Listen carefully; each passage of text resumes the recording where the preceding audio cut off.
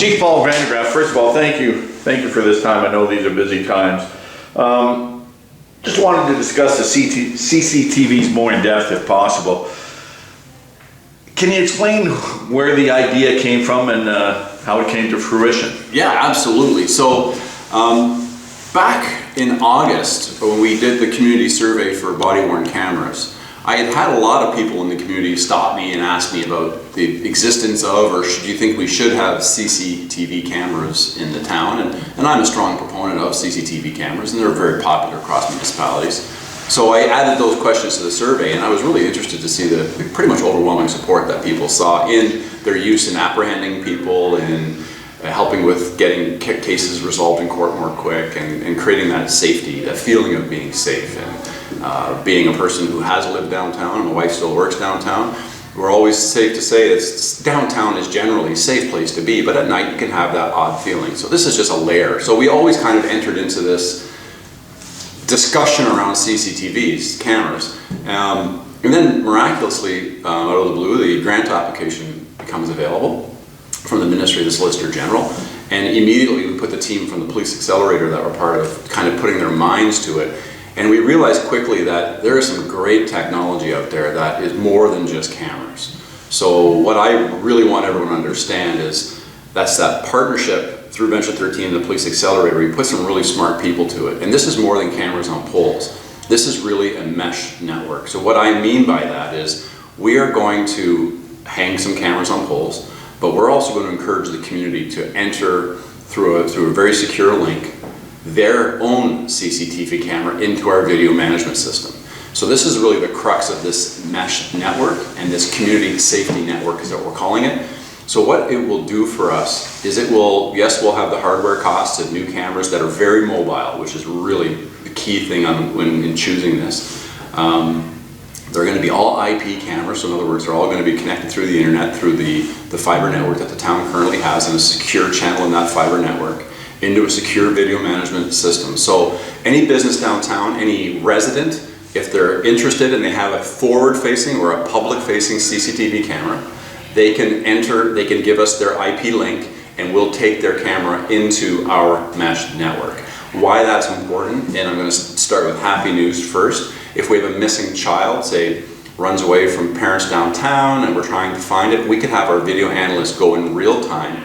And the analytic side of this, that analytic we can put in pink bathing suit, red hat, carrying a blue backpack. It will automatically scan up to 100 video sources per second and create a heat map as to where that child wandered. So that is a community safety piece. Versus we had a robbery at a downtown business, or we had a robbery up at the top end of town. We could do the exact same thing. So we could grab cameras from the Popeye's Chicken, we could grab cameras from Walmart. Anywhere there's a forward-facing CCTV camera that is linked into our video management team, our system, and our team here can go and put in the parameters and can do a real-time search. And actually it'll create a map as to where the offender wandered from the place of the robbery. Go ahead, sorry. And you say it does a heat map? Yeah. So what it'll do is based on all of the video sourcing. So say we had 30 cameras that would have been able to capture this particular person, and they're running from the scene of the crime, if you will. It'll automatically, based on the search parameters, put those things in, and it will layer all of their videos where that person. So our analyst isn't looking at this video and then the next video and then the next video. The video management system and the technology behind it will create one video and will show the person kind of, it's magical stuff. It really truly is magical stuff. It's really, really high-end advanced technology that we're going to be sourcing, and then the cameras and the video management system in itself, the way you collect it all, will be going to RFP probably the first part of the new year to get the cameras. There's lots of great cameras out there that meet the criteria for this system. Can you talk a little bit about how we touched on this, or when I asked the question during the press conference, how people might be scared of Big Brother watching?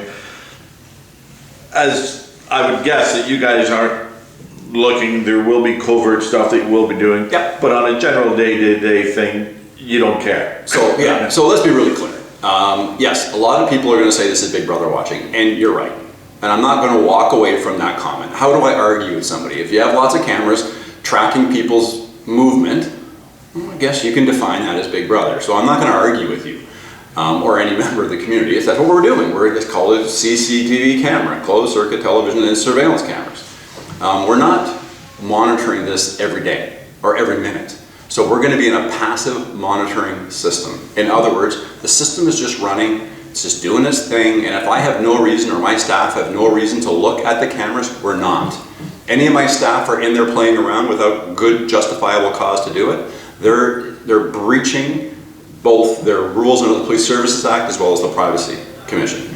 So we will be completely in line with what the Privacy Commissioner has said for many municipalities that have closed circuit TV cameras. Any public facing closed circuit TV camera must be signed. So there will be a very clear sign that says you're on camera.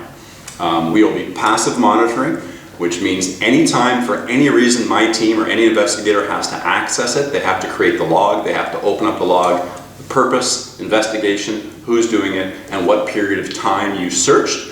That then has to be saved for the retention schedule. So if anybody felt their rights were breached, I would be able to go to the log and say, yeah, in fact, yes, Mr. Fisher, we did look at you at this particular time because you matched a description of somebody. And I would be able to disclose that to you because you have a right to be disclosed that through the Freedom of Information Act. Covert is very different. Now we're talking about covert cameras, which is part of this project as well. The Criminal Code of Canada speaks very clearly as to the authorizations I need to have to do covert or surveillance of people, and we'll be abiding by those laws. Very, very clear, my people are going to have an amazing investigative tool at the tips of their fingers. We're going to stand squarely behind the community on this. This is about community safety and wellness. My people will, if they're found to be breaching any policies or anything like that, they'll be obviously dealt with, which is what the community should expect. And it's completely transparent. We're not hiding from anything. The great piece about this is if there is a sudden upswing in crime, and I came to the chief's job over a year ago now, saying I'm going to base my decisions on analytics and base my decisions on evidence, and I'm not going to guess. Based on our crime analyst, which is a new position in the organization this year, if we find there's an upswing in theft from autos or break-and-enters in a particular neighborhood, we will position some public-facing CCTV cameras with the appropriate signs in that neighborhood. We'll tell the neighborhood we're going to do this, we're going to respond. It's going to make me be more transparent because before I hang a camera on the pole, we're going to go to the community and you'll see our auxiliaries and our specials go door to door and say, heads up, we've seen these break-and-enters, do you want a SEPT head audit done in your house? And we're going to probably be positioning some CCTV cameras in this neighborhood for the next little while to see if we can do something with this. Tell us a little bit about how the public can join on board if they have a front-facing camera. Yeah, so that's in development. So we want to make sure we do everything above board. So I'm a process guy. So sometimes I go too fast, my team slows me down. So right now we're into RFP and we're going to be getting that pieces done in place. We have to do a privacy impact survey, so we're in the process of doing that. I've assigned a team of people to put this forward. So there will be some really public information probably mid-January. Where we're going to be having a big town hall meeting, probably virtually, and that's where we'll be rolling out how people can get can bring their cameras into the system. We already have the town willing to participate in some of their CCTV cameras they have in some of their municipal buildings down on the waterfront and things like that. So that's going to be a great add. Cameras are everywhere nowadays. Yes. So when you walk up, if you go to the Walmart, you're on camera the minute you walk in. When you go to checkout through the self-checkout, it tells you you're on camera. You actually can see yourself on the camera. You go to any self-checkout anymore, you see yourself generally on the camera. You walk into any liquor store, you walk into any business, you're on camera. CCTV footage is really a great investigative tool, and it's a great thing to have. But the management of that video and just trying to analyze it is so cumbersome. Sometimes they're not easy to get access to the video. Some of the big box stores, they're all centrally located on servers, so people may be concerned about, well, is it secure? Well, right now when you walk into, I believe it's the LCBO, I could be wrong, it's all server-based CCTV cameras. I know how long it takes for us to get sometimes to get the footage. So this is a very secure system. It's high-end technology. It's a partnership. We have the right people in place. Like, you don't get these kind of commitments from the government without great partners, and FedDev Ontario through Innovation Initiative. We have Lucy, we have the town, we have ourselves. We have lots of partners that are coming on board to really see this technology take off. And I think it's such a unique project. I think that's one reason why MPP Pacini was able to get the Solicitor General to make this provincial-wide announcement here in Cobourg. Safe to say, the more public cameras are on board, the more it'll help. Yeah, Like absolutely. it wouldn't hurt, so. Yeah. Again, it's that ability. Again, I always, being in the police, kind of drift quickly to the crime and how easy it's crime, and the premise of the grant application for guns and gangs. And we know, and you know from the media, how many arrests we've been making over the last 12 months. The team has been just really active in relation to drug enforcement, which is great. We know these people are not coming necessarily all from Cobourg. There are Cobourg people who are obviously involved in this drug trade, but we know the drugs are coming from other places. So that's going to help our people investigate. But I also want to talk about that perception of safety. So for a person who works downtown, who has to go to their car, and it's dark, and this time of year, is it unsafe? No, we don't have purse snatchings, thankfully. We don't have abductions and things like that, these terrible things that people jump to. But if a camera positioned somewhere in the back, say behind Henley Arcade or in the back of that municipal parking lot, is going to make somebody safer when they leave work, that's a great thing, right? So that's that perception. I don't generally go to perception of fear. I always ask people, what are you really afraid of? But when people tell me 84% of the survey respondents said that they would feel safer with a CCTV program, that's pretty important. Because perception can be somebody's reality. So that stat actually rang true for me when I reviewed the statistics, and it was a very basic survey. I'm not dying on the validity of this survey. It was 142 respondents, but I still feel you get high percentages like that, it's definitive. The thing that I thought too many years ago when